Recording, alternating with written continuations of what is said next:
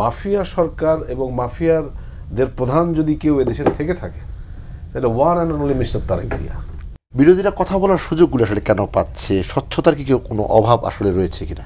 Of course not, everything is transparent. সব কিছুই স্বচ্ছ দেখে কথাগুলো বলা হচ্ছে, সমস্ত কিছুই পরিষ্কার এবং এত পরিষ্কার দেখেই রবিন ফারহানা কথাগুলো বলছেন।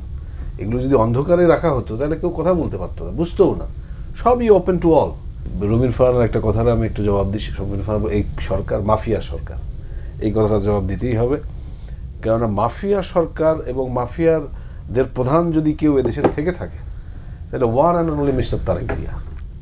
উনি এদেশে মাফিয়াতন্ত্র কায়েম করেছেন এবং মাফিয়াতন্ত্রের মাধ্যম দিয়ে একটা দেশকে কিভাবে আপনার ধ্বংসের দ্বার প্রান্তে নিয়ে যাওয়া যায় সেইটার উদাহরণ উনি একাই, ওনার বিকল্প আর কেউ নাই উদাহরণের জায়গায়।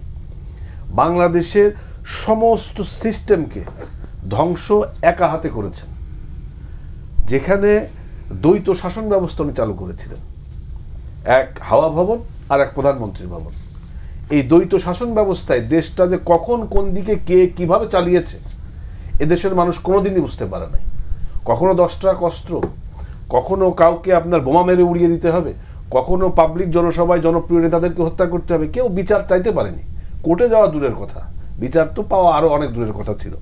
তো এই সমস্ত কর্মকাণ্ডের একজন মূল প্রধান নায়ক বাংলাদেশে মিস্টার তারেক জিয়া, যিনি মিস্টার 10% হিসাবেও পরিচিত এদেশে।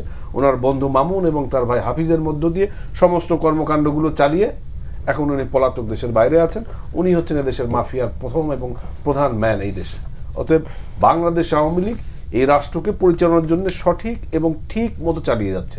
সেটা কারো পছন্দ হতে পারে, কারো অপছন্দ হতে পারে, খুব স্বাভাবিকভাবেই এটা অনুমান করা যায়। যাদের অপছন্দ হবে তারা বিভিন্ন রকম কথা বলতে পারে, কিন্তু মাফিয়া শব্দটা এটা একমাত্র তারেক রহমানের ক্ষেত্রেই প্রযোজ্য।